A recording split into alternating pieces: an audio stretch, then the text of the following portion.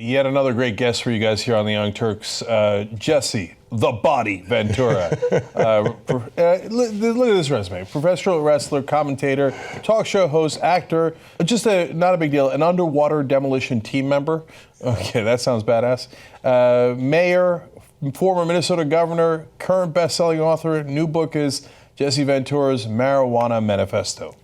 Well, you know what that tells you, don't you? I can't hold a job too long. Well, you've got news about that today, too, actually. No, I mean, yeah, and it's true, because I've accepted the fact that I'm stricken with something called wanderlust, that I do something for, and it works out nice in politics, because it's usually at about the 4-year mark. I was in the Navy on active duty for 4 years, then 2 in the reserves, of course. Mayor, 4 years. Governor, 4 years.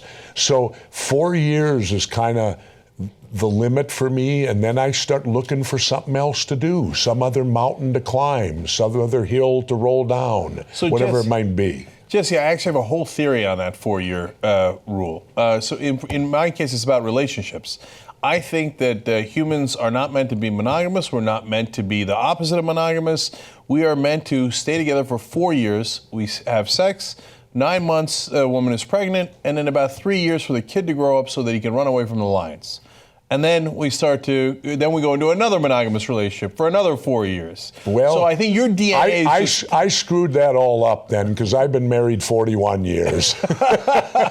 Well, you picked the right thing to stick with. Yeah, that's the only thing I've stuck with. And people, it's funny, I got asked that question, especially if out here in LA, you'll get asked that question, how do you stay married 41 years? And I answered it simply, because not only is she my lover, she's my partner. She's part of me. I don't have an entourage. My wife does the computer. My wife has the cell phone. I don't. So she's a necessity for Jesse the Body Ventura, as well as the private life Jesse Ventura. And she's the person after 41 years who I intimately trust. And how can that be replaced? It can't.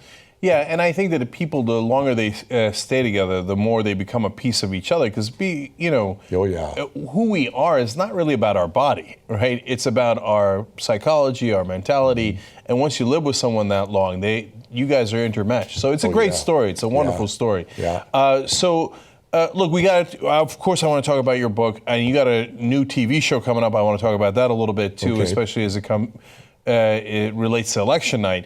But of course, we got to talk about the election. So now, I'm curious about your thoughts. You've been on our show before. I've been on your show before. Yeah. I'm pretty comfortable with where you stand on Hillary Clinton. I'm sure that you're not a big fan, right? Well, I'm not a fan of Hillary because I'm not a fan of the broken down bribery system that the Dems and Repubs have created, and that she's a product of that system. That's right. And it's a system of bribery. It's a system of corruption. And to me, anyone who thrives in that system for the length of time she has to be comfortable with that corruption that is part of that system of bribery. Yeah. And so I'm not comfortable with her. Plus, to me, it's like, come on, between Bushes and Clintons, I thought we fought the Revolutionary War not to be governed by royal families. And now we have families, and now who's next? Chelsea? Yeah, well, is she down the road? She'll be president someday, following in mom's footsteps. And so that part of it irritates me, that there are other people capable of governing and running this country other than the career-designated political choices that these two parties offer us. So, a lot of progressives can't understand why people dislike Hillary Clinton so much. They're like, what? She's just a normal politician. But I think Jesse really nailed it there, which is that if you've been it's true, she's not particularly evil, she's not necessarily worse than all the other politicians, but if you've been comfortable in this corrupt system for that long, it does say something about you. Yes. Right? I can't do it. I do one term. People have often asked me, You could have been reelected governor for a second term. Why didn't you do it? And one of the reasons why, and I tell people honestly, being with Democrats and Republicans, which I had to be with as the independent between the two of them, I said their system is so corrupt that at the end of 4 years, the best thing I can describe to you, you feel like you need a shower. Yeah. Have you ever had one of those jobs where you worked at it as a young, and you come home and you know, I need a shower? Well, that's what it's like. Well, I had 2 of those jobs. I was a corporate lawyer, and I worked at MSNBC. I have a history with them. I know. So, and you're right about the Hollywood royalty. It's George P. Bush is literally getting ready. He's holding office in Texas. That's Jeb Bush's son. Yeah, they're getting them ready for the next round. They're grooming them like these are the only leaders we can find in this country. We're supposed to be a country governed by and for the people. Yeah. Not royal families. Yep. As much as I respect the Kennedys, we've seen enough of them too. Yeah. It's time for other people. It's so frustrating. The only good thing that one of the royal families did was that at least they took down Donald Trump, because it was Billy Bush who was in those tapes with Donald Trump. But that's my take on it. I'm curious what your take on Trump is. We'll get to the Trump tapes, but overall, what's your sense of Trump? Well, I think that I don't know what went wrong. Here's the thing people need to understand. The original Trump people and the original Sanders people wanted the same thing. Mm-hmm. One was just the far left, the other's the far ultra-right, but they still wanted Washington cleaned up and disintegrated and started again, which is what I want. Mm-hmm. So I can relate to both, but they can't come together. That's why the status quo's winning, because they'll stay, because of the left and the right, they will never come together. Yeah, even though they want to accomplish the same thing, actually. Yeah. Well, of course. And that's why Hillary will win, I think, and we'll have business as usual. Nothing will change the war. See, to me, through all of these debates and stuff, the major issue's not being hit. And to me, that's the war. Yeah. Yep. We've been in it now for 15 years. It's cost us $1 trillion. We've accomplished nothing. And it's worse now than it was before. And I support who's going to get us out. Mm-hmm. I want out, and I want out now. Not 5 years from now, not a slow effect of withdrawal, because that's just lying, and then you'll bring other advisors in through the back door, and it'll continue for another decade. I want out now. And only Gary Johnson's assured me of that. So, as Martin Luther King said, you're not interested in the tranquilizing drug of gradualism. And that's what a lot of the standard politicians offer. Just today on the show, I talked about how we fired on Yemen because we think they fired on one of our ships. Well, what's one of our Navy ships doing off the coast of Yemen in the first place? They're in the middle of a civil war that's got nothing to do with us. Why are we there? So we can get into it. So we can get fired upon. Yes, and that way it justifies us entering the fray. Yeah, yep. And so it's all, you got to read Smedley Butler's War is a Racket. Yeah, it was Smedley Butler, as large an American hero as maybe we've ever had, not just because of the book, but obviously his actions. Two-time Congressional Medal of Honor winner. Yeah, and preventing, a coup against FDR. Yep. I don't know, we love hero worship, right? We got all of our history books are filled with hero worship. Instead of worshiping a guy like Christopher Columbus, who, if you read his diaries, is one of the worst people that's ever lived. Why don't we find General Smedley Butler, who was a great general and a heroic general, and then stood up and saved the country when they wanted to do a coup? And not only that, he goes against, he says war is what it is. It's a racket. We go into it under false pretense so people can make money. It's all about making money for war profiteers and the military-industrial complex. Hillary wants us all to disarm, right? Well, my answer to that is, Hillary, when you come after my guns, let the United States disarm first. We are the biggest gun dealer in the world.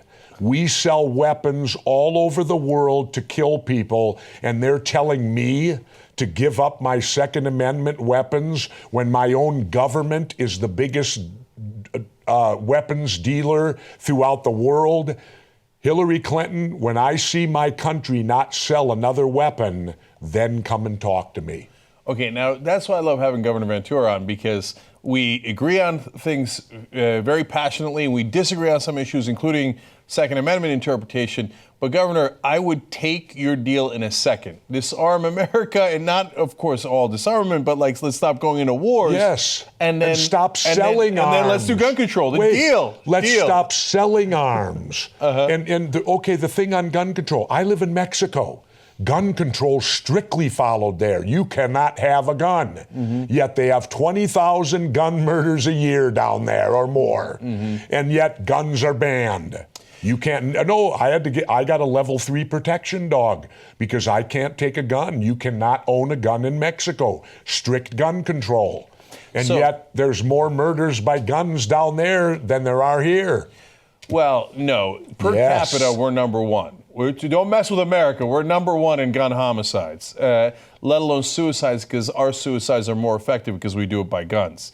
And so if we get into a gun debate, I could pull out a lot of numbers on how we're killing ourselves. And I can give you one, too, to think about. I was in the Philippines the day that Ferdinand Marcos became a dictator. I was there physically. And when he was there, the first decree he made as dictator, he gave the Philippine people, I believe it was 12 to 15 days to turn in all guns, or it was the death penalty.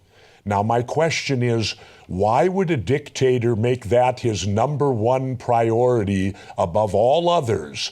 The first thing he implements on the country he's now the dictator of. No guns, turn them in, or you're put to death. Okay, well, I'm going to counter with Australia then. There was no dictator. They had a mass shooting. They just did massive gun control. Haven't had a single mass shooting since. Decades upon decades and no mass shootings. That's because if there's more guns, there's a lot of lunatics in the country. True. You know that, right? And they just grab a gun. And in Mexico, the real problem isn't guns or lack of guns or more guns. In Mexico, the problem is the war on drugs, which is what you write about in the book. So let's tackle that. I'll get back to the election, right? So why call it a marijuana manifesto? And what is the manifesto? What do you think we should do? Well, first let me explain why I got focused on it, because someone very close to me developed a seizure disorder. And I lost my quality of life because of it. I did. Because if you've ever dealt with seizures, they're horrid. And you're helpless when you deal with them, with the person who's seizing. They're a nightmare. And the person went on 4 different pharmaceutical medicines, one after the other. None of them worked. It was like nothing but an experiment. Well, we'll put you on this. Well, that hasn't worked. We'll put you on this. Everyone had a horrible side effect. In desperation, we went to Colorado.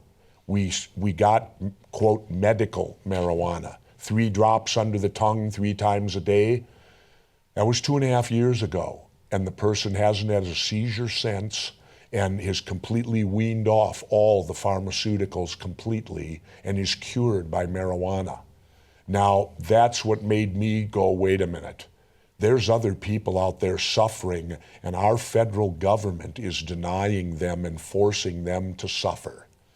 Well, Jesse Ventura, the crusader he is now on the crusade to stop that suffering. I'm demanding full legalization of marijuana. When you learn about its history, if they lived today, Thomas Jefferson and George Washington would be raided by the DEA. They would be prosecuted and probably spending 10 to 12 years in federal prison as major drug dealers. Now, does anyone out there besides me see something wrong with that picture? These are the guys that wrote the Declaration of Independence, our Constitution, our Bill of Rights, and by the way, all made on marijuana.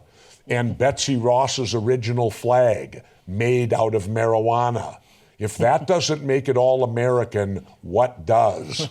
And the point is, this is an issue big, where we talked about the Sanders people and the Trump people. Here's the issue.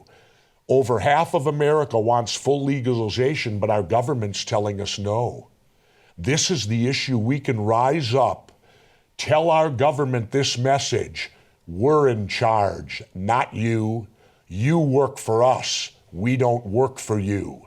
And marijuana, we want it legal, and you're not going to stop us because you work for us. It's your job to provide what we want.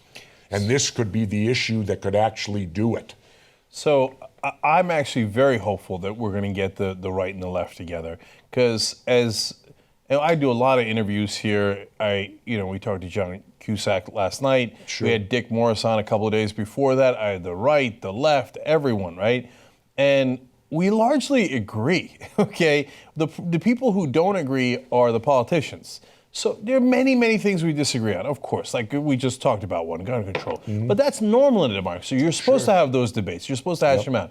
But on marijuana, it's another topic like money in politics, like the war, that actually a great majority of the country does agree on. But our politicians won't let us have it. Why? Because those pharmaceutical companies that you tried first, your friend tried first, they got a lot of money to make, and they don't like something that's natural and doesn't cost a lot of money that actually cures the problem better. It's even bigger than that. It's the government. Think of this. If the government could tax you for the air you breathe, they'd do it. Mm-hmm. So the government doesn't like you, and when I mean you, I mean us, the people. They don't want us getting nothing for free. They need a cut of everything we do. Mm-hmm. The problem with marijuana, if you legalize it, as my mother grew tomatoes in the backyard every summer. You could grow it in the backyard. Poor people would have access to it. They wouldn't have to pay pharma. They wouldn't have to pay taxes on it. They could grow it and use it themselves as they needed it. There's the rub. Follow the money. Just like when Deep Throat told Woodward in the bowels of the parking lot and all the president's men, follow the money. Right. I actually think that follow the money is absolutely right. There's no question about that. I think the bigger factor here is the money that the pharmaceutical companies are giving to the politicians. I think it's also us rebelling against our government. Mm-hmm. The government's telling us you can't have it, and we're not giving in to you. Yeah. And we're in charge, not you. In one of the states where they proposed medical marijuana recently, one of the giant pharmaceutical companies is fighting tooth and nail against the ballot initiative. Yep. Why? Because they're like, wait. That's much cheaper. That's an alternative. It works better. And it can be free. So, well, there goes their profits, right? There's free. See, the government will get on board if the corporations get it. Like Anheuser-Busch with Budweiser. If the corporations get control of the marijuana, you'll see the government will say, okay. Oh, yeah, all of a sudden it'll turn around right away. But see, they don't want us to have control of it. You, the individual, because then you defy them, as I said. You don't have to pay them. You can grow it yourself. And poor people could get it. Just like, look at this horrible thing with the stuff for bee stings, where it was $20 for that injection. Yep. Now it's $400. Yeah. You know, see, there's your example of big pharma raping and profiting. Whoever did that should go to jail. Well, the CEO of that company is the daughter of a U.S. senator. So round and round we go. She should go to jail. Of course, but that's why she's not going to jail. And so, to me, I look at, and I think this election is actually a perfect example of it. We've got two sides of this coin, right? We've got the corrupted, which is the politicians who've taken all this money to make sure they don't do anything that the corporations aren't happy with. Hillary Clinton is a decent example of that. Yep. And then we've got the corruptors, the people who are corrupting them in the first place. If you're corrupted, you got to get corrupted by something, right? Sure. And they're getting corrupted by all that money going into politics and sometimes their own pockets when they give the speeches on Wall Street, et cetera. Yeah. And I think Donald Trump is a pretty good example of the corruptors. So he went and whether it was Democrat in New York, Alan Hevesi, gave him $45,000, got like a giant tax break. I think it was around $150 million, right? I mean, that's a good deal, right? And so that's why they do it. And then he went and gave $25,000 to Pam Bondi down in Florida. All of a sudden, she stopped investigating Trump University. So my beef is with both of them. Yeah. Both of them. And you got to tackle both sides of that equation. So let me ask then, why are you going to vote for one of them? Listen to Jerry Garcia of the Grateful Dead. Mm-hmm. He said if you're made to pick the lesser of two evils, it means you're still picking evil. Yeah. Why do people want to pick evil? I There can are answer other that. candidates out there. And guess what? They can win. One of them sitting next to you. Well, And I proved it. I was polling 9% at Labor Day. I was allowed in the debates. See, when Trump says it's rigged, it is. It's rigged against any third person. Mm-hmm, yep. Completely rigged. That's it. And I proved that I was polling 9% at Labor Day. I was allowed in the debates. In 60 days, I was the governor of Minnesota. Yeah. So And they're not going to let that happen again. So here's where context is very important because I totally agree with you. You were an independent Minnesota, and getting in the debate made all the difference. I've been arguing from day one that they should let Gary Johnson and Jill Stein in the debates. Yep. It is 100% rigged. In this case, it's not a metaphor. It's literal. The two parties control You know what the should debates. be qualifying? It shouldn't be this unattainable 15%. Mm-hmm. No, here's what should qualify you for the debates. Are you on the ballot in enough states to Yes. win the Electoral Yes. College? And Yep. if you're on the ballot, which both of them are, on a ballot, because Gary, I think, is in all 50. Yep. And I think she's in 40-some. 47, I think. Something. Well, that means they're on the ballot theoretically. If they win of the states they're on the ballot, they will be the president. That should be the criteria. Theoretically, if you're on the ballot in enough states to win the Electoral College, you should be allowed to debate. So the reason I brought up the John Cusack interview from yesterday is because, see, we talked about things that can and cannot be said. Why is Smedley Butler not taught? It's just a subtle thing, right? He's as patriotic as almost anyone that's ever been in the country, right? More. Right. But he doesn't help the war profiteers, so he gets written out of history. Yep. So could we have a standard where you'd have more people in debates? Of course we could. We're just choosing not to. Right? Yeah. And the reason we're doing that is because the debate commission is no longer run by the League of Women Voters. It's run by the two parties. Two parties. And so, of course, they don't want you to be in the debates because they're the only two that are allowed in. It's a monopoly. Yep. And so... Well, no, like Ralph Nader, the two-party dictatorship. Yep. I like the way Ralph described it, the two-party dictatorship. Right. So, in 15%, without them having the stage of a debate, is a completely unreasonable standard. Absolutely. So I agree with you wholeheartedly on that. I agree with you. If you said 3 months ago, Gary Johnson or even Jill Stein has a chance of winning, I totally would have agreed with you, especially in this election. This if crazy. They were allowed in the debates. Right. So you asked me why would I vote for one of them? Because I think Donald Trump is a threat to the Republic. And at this point, things could change, but at this point, Gary Johnson or Jill Stein do not have a realistic chance of winning. Of course not. So if they had a chance, then I'd say, okay, that makes sense. But I'm not going to risk the Republic on, hey, I know Jill Stein or Gary Johnson isn't going to win, but I'm going to do that vote anyway because I'm mad. Do you see what I'm saying? Yeah. I'm going to get those guys anyway. I'm going to fight against Hillary Clinton. We're going to beat the establishment. But I can't risk Trump. Well, then I don't think you're truly risking Trump. Mm-hmm. Because everyone that votes for an alternative candidate is like me. You're voting because you want that person to be president.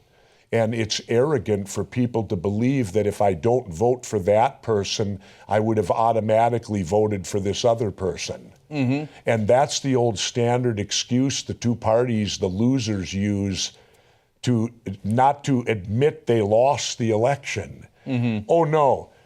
Al Gore lost because Ralph Nader was in there. No, people voted for Ralph because they wanted Ralph to be president. It's that simple. Yeah. And it's arrogant for anyone else to think that had they not voted for Ralph, they would have automatically voted for Al Gore. Yeah. And that's not true.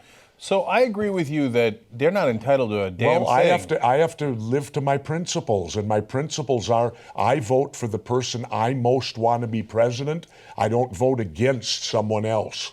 Yeah. I vote for someone. And I'm not the mainstream media. I don't yell at people, you have to vote the way I'm voting, okay? Be responsible, be adults, whatever. You vote however you like. Obviously, we have agreements, disagreements. You're going to vote for Gary Johnson because you really, really agree with him. That's the other thing.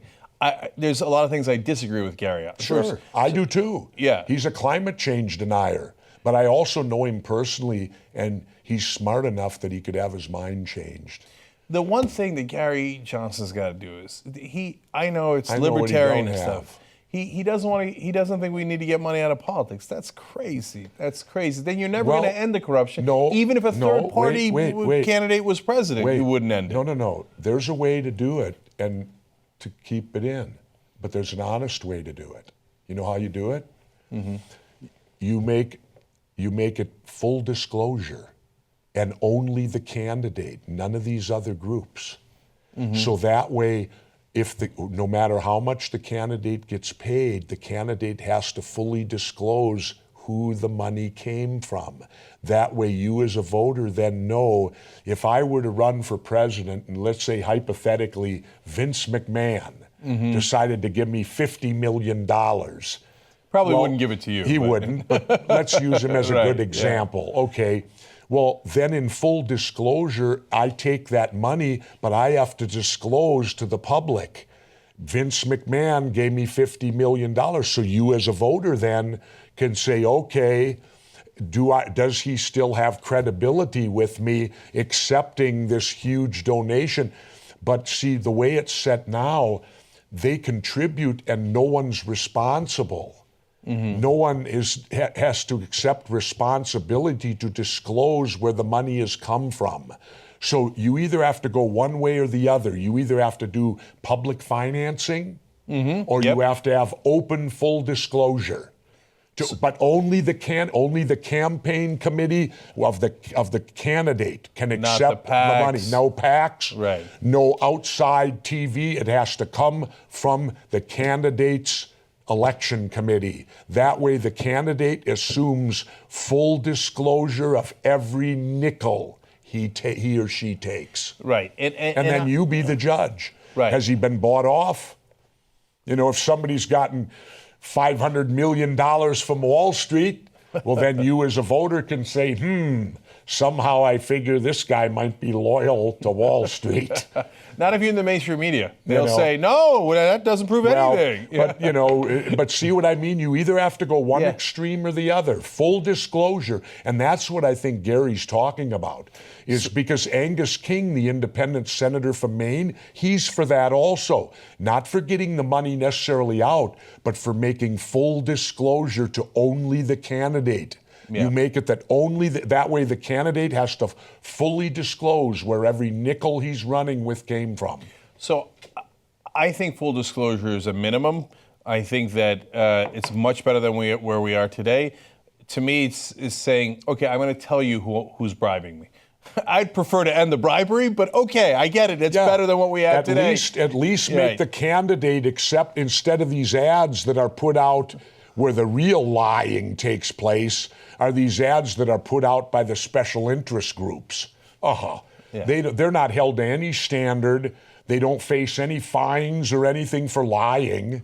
They can do anything they want. Who do we have to thank for that? Our illustrious Supreme Court. Yeah, that's right. So look, my idea is there's two paths to an amendment in the Constitution, because we got to go above the Supreme Court, because the Supreme Court says, no, bribery is legal. Yeah. Corporations are human beings. So you got to amend the Constitution. Right. You have to amend the Constitution. And until our generation, every generation did it. So it's not like it's not doable, it's doable. And going back to George Washington and Thomas Jefferson, who you brought up, they were literal revolutionaries. So they built revolution into the Constitution. They said, you're supposed to do a revolution. You don't have to pick up a musket. You amend it. That's the revolution. And so what nobody talks about is they say, oh, well, Congress isn't going to do it. Of course Congress isn't going to do it. They're corrupt. There's a second path because these guys were revolutionaries. They said, okay, they're going to get too corrupt in Washington one day. You can do it through the states. You call for a convention. Yep. And the beauty of the convention is then Jesse can come with his ideas. I can come with my ideas. We can all come, conservatives, libertarians, liberals can come and go, all right, let's figure out how to fix this. Yep. Let's figure out how to fix these damn elections because we got to get back to free and fair elections. Otherwise, this mess is going to continue forever. Oh, yeah. And I'm afraid to tell you when Hillary wins, the mess will continue forever. No. Let me tell you something. I know that for a fact. It's that I go in eyes wide open. People think, oh, you vote for Hillary, that means you love her. No. Look, Jesse, the people of Minnesota had a really interesting choice when you're running for governor.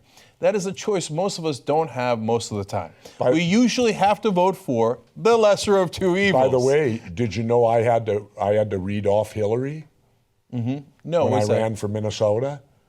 What do you mean read off? She came and said some very derogatory things about me. She didn't even know me. Oh, of course. She's supporting the Democrat in your race. You know what she said when she came there? She said that, okay, it's time to end the carnival show. They've been saying that for so long. She alluded to me as a carnival show. And so when the press came up to me and said, how do you feel? Hillary Clinton came here and said it's time to end the carnival show and pick the real governor, because I was rising in the polls. Right. I said, well, that's fine, but I said, really, my advice to Hillary is this. I said, I really think Hillary should stick around the White House and not leave Bill home alone. Instead of worrying about what's happening in Minnesota, she ought to worry about what Bill's doing when she's gone, because that was after all that stuff had come out. Yeah. And I got offended. She shot me. She wants to come take a cheap shot at me and call me a carnival show. Yeah. Well, get ready. You're going to get a shot back at your bow. Yeah. Because you know how Navy SEALs operate, don't you? I do. You know, we don't get mad, we get even. So whether it's her shot at you, your shot at, but to me the most interesting thing is, look at this. It's this. You want to talk about a carnival? It's the same show all these years. Now they're saying Trump's the carnival show, right? Which there's some merit in that claim, I think, right? But it's the same old trick. Anyone that's not part of the establishment, dismiss them. Yep. It's just, that's a circus. The problem that happened, they dismissed Donald a year ago, and he won. I know. And that's what's been stunning to them, and that's why you've got the Republicans defecting to the Democrats and all this, because they're so terrified of the change. They're terrified of the unknown. They're terrified of why Jesse Ventura scares them. Because when I come out with truth, people say they want the truth, but when you hit them with the truth, sometimes it disturbs their comfort zone, and people don't like their comfort zone disturbed. That's why I get heat, because I disturb comfort zones. Yeah, and you've done that on a couple different levels. Let's talk about one of them, which is the mainstream media. And so you sued Chris Kyle's estate. Well, him first. Him first, and then it right. automatically reverts to the estate on his tragic death, yeah. Right. And so American Sniper, and I've had a lot of choice words to say about him. And so people get mad at me for, he's a hero. Yeah, okay, he served. Jesse, you ever served with anyone that didn't tell the truth before? My guess is there's a decent number of people that are human beings that serve who don't tell the truth. In the Navy, it's called sea stories. They have a term for it. Yeah. It's very well known in the Navy. It's called a sea story. Yeah. So having nothing to do with your lawsuit, Chris Kyle was not sitting on top of the Superdome shooting random people in the middle of Hurricane Katrina. Of course he wasn't. That's an obvious lie, right? So there's so many things he says. Not to him. Yeah. So you sued him because he lied about you. Yeah. Okay, that's what the law is there for. It never happened, and it literally destroyed my public career. Because I was off the grid at the time the story broke, living off the grid in Mexico. I couldn't defend myself. All I could do was Skype my attorney and bring a lawsuit immediately to stop it. And then I didn't return until May. And by then the damage had all been done. I lost my television show over it, Conspiracy Theory, over that. I could not get any employment in the United States because of it. I was a pariah for defending myself, and all the time they portrayed it that I was, after he died, that I was going after the widow and the children, which wasn't true, because anyone that's written a book, in the contract, any lawsuits are handled by the publishing company, and they have insurance, and they have their lawyers to handle that. So the family was never in jeopardy of losing anything, and I wasn't out for money. I was out to clear my name. And he wouldn't do it when I met him face to face. He did, for all the courage he had, he didn't have the courage to tell the truth. So he had said that you had started a fight with him? No, he said that that what happened was we were there together. That event occurred. I was there because in the tradition of the UDT SEAL community, when every 100 classes, I'm class 58, well, I came to the graduation of class 158. That was back in about the year 1990, roughly, I think. And this was now going to be the graduation of class 258 tomorrow. So I flew out to San Diego to attend their graduation. So McPease is the watering hole for all the SEALs in Coronado. So the night before I went there, I met friends there. We sat at a table. Well, Kyle and his group were there also. They were there in a wake for one of their comrades who was killed in the Iraq War. And they were there for a completely different reason than we were.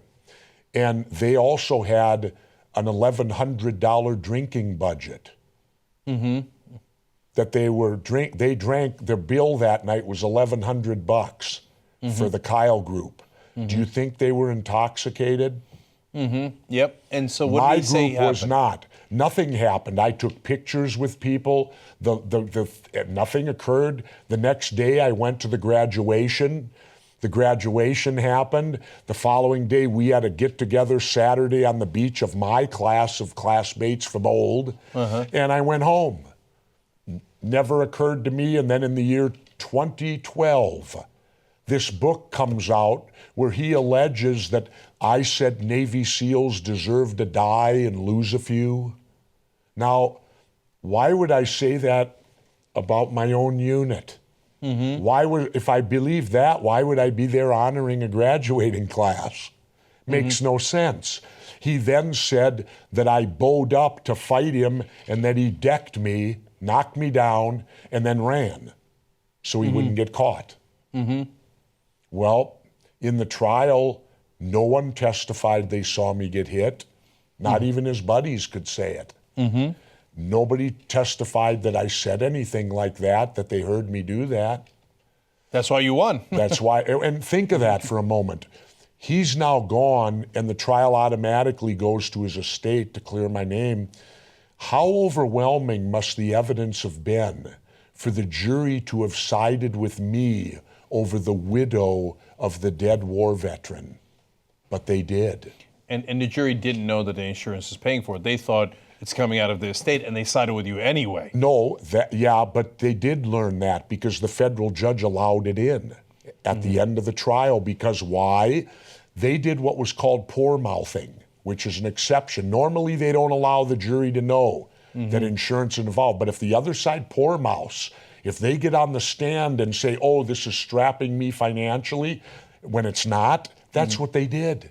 They led the jury to believe that I was hurting the family to lower so they'd win the case. Right. Well, then the judge still wouldn't let it in because we appealed to him. They're poor mouthing. Wouldn't still let it in. Finally, two people from HarperCollins, the book company, came to testify to diminish my role in the book, right? So I wouldn't get a big award. Well, at that point, they're the ones providing the insurance. At that point, the federal judge ruled it can come in limited now. That's too big of a conflict of interest. Right. When they're the ones providing the insurance and they're here testifying to maybe change or lower the award. So what happened, it was 4 questions in an 11-day trial. It was a half a page of a final summation of 20 pages. And the appeals court overturned it on that and said the jury was poisoned, even though they admitted the award wasn't out of line. And that's supposed to be taken into consideration too. Mm-hmm. Now, when the award's out of line is when they award $140 million. Mm-hmm. I won 1.83. Mm-hmm.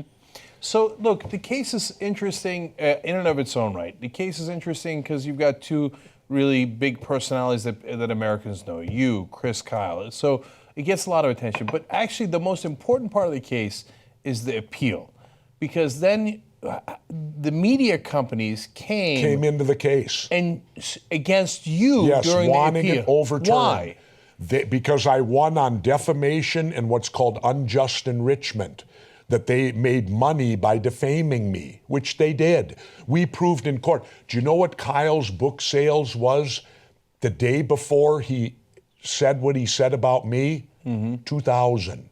Do you know what the book sales was? It came out in the courtroom. You know what it was a day later? 100,000. You mean when that controversy broke? Okay. In one day, it went from 2,000 to 102,000. Pre-sale was 2,000, and then he comes out with this revelation that he punched me out in a bar, mm-hmm. and it jumped 100,000. And HarperCollins went so far as they then continued it. They wanted it rolling. We got their emails where they say, this is hot, hot, hot. We got to, ride this. Who ever expected? Even they never expected. It was a niche book. It then soared to #1 on the New York Times bestseller list. Well, guess who the booster rocket was that took it there? Mm-hmm. What he did to me. Right. And so, again, the media companies... they even made it to where if you typed my name in on the internet, it automatically went to the Kyle story. Mm-hmm. Now, they don't have a right to do that with my name on the internet. Jesse, look, I know you've gotten a ton of heat for it. Oh. Okay, but it's here, you don't have to convince anybody because I know the guy's a notorious liar. Okay, that book is riddled with lies. So, am I surprised that he made up a story about you, a guy who pretends to have shot people from the top of the Superdome? Of course. You don't confront me in a hotel in New York and scream at me in front of me and all the public. You get that all the time now, right? Not all the time, but I get it. Right. So that's the stuff you got to deal with. But the media companies come in and they all oppose you, with 34 of them. Yep. Because they think, New York Times, Washington Post, even PBS. Because they think, well, what if we lied about someone and we had this unjust damages. And I know I got to pay damages. I got to make sure that Jesse Ventura doesn't win, because then it could affect me and what I do on air or what I do in print. And it makes them to where they don't see. You got to look at their whole business. Their whole business now is ratings driven. So you got to get the story out first. This alleviates them doing any back checking. They can put a story out, and if get it out quick. If it turns out to be false, oh well. Mm-hmm. Yep. No one can hold us responsible now because there's no unjust enrichment anymore. Yep. They've overturned it. So, and that's how this game is played. And so now you do have a new deal, though. Well, they've ordered a new trial. Yeah. No, I'm saying, but in the media, since these 34 companies are not likely to work with you, you do have a new home. Where are you going now? I'm going to Russian television, RT America. So now people will criticize and say, hey, those are the Russians, I need a job. It's this trial. Nobody's paid for my end. This trial has cost me $1 million to clear my name of something I didn't do. Think of that for a moment. When they're talking about who's paid, the family hasn't cost them a thing. It's an insurance company. It's cost me. Insurance don't pay when you're the plaintiff. It's cost me $1 million. And now I can't get a job because 34 of the major media conglomerates lined up against me. The only people that would hire me was RT, Russian television. And I flew over there in December. I met Vladimir Putin. He assured me they will never censor me. They will never tell me what I can or cannot say. And I have to believe him because they carried my internet show for a year and they never did. And so and to me it's astounding. I'm a Vietnam veteran who fought against the communists, and I lived through the whole Cold War, and now it's the Russians giving me my free speech, not my own country. I don't have free speech here because they opposed me in this lawsuit. So on your show, we talked about my MSNBC experience, and I know once before when you were on, we talked a little bit about it, but I think in this context, it's important for people to understand that. You had to deal with MSNBC at one point. Came out of office in 2003. I was the hottest commodity out there. Fox, MSNBC, and CNN got in a bidding war for me. MSNBC won. I signed a 3-year contract with them. I was supposed to be on 5 nights a week, but there was a problem. After I signed the contract, we were putting the whole show together. It came out that I opposed the Iraq War. Well, at the same time, they had just hired Phil Donahue. Phil was their highest rated show. He also opposed the Iraq War. Phil got pulled from the air, and I was never allowed on, basically. So I want people and they paid me for the whole 3 years, so I was handcuffed by their contract. I couldn't do any news shows, couldn't do any other network, and they paid the entire 3 years. It's the easiest money I've ever made, but they, in essence, censored me because I honor contracts, and, you know, as long as they paid me, they owned me. Yeah. So they did the same thing to Ashley Banfield. She spoke out against the war. Ashley got pulled. Yeah, and not only did they pull her from the air, when she was a huge star at the time. Oh, yeah. Giant rising star. They wouldn't let her out of her contract, and then they moved her office inside a closet.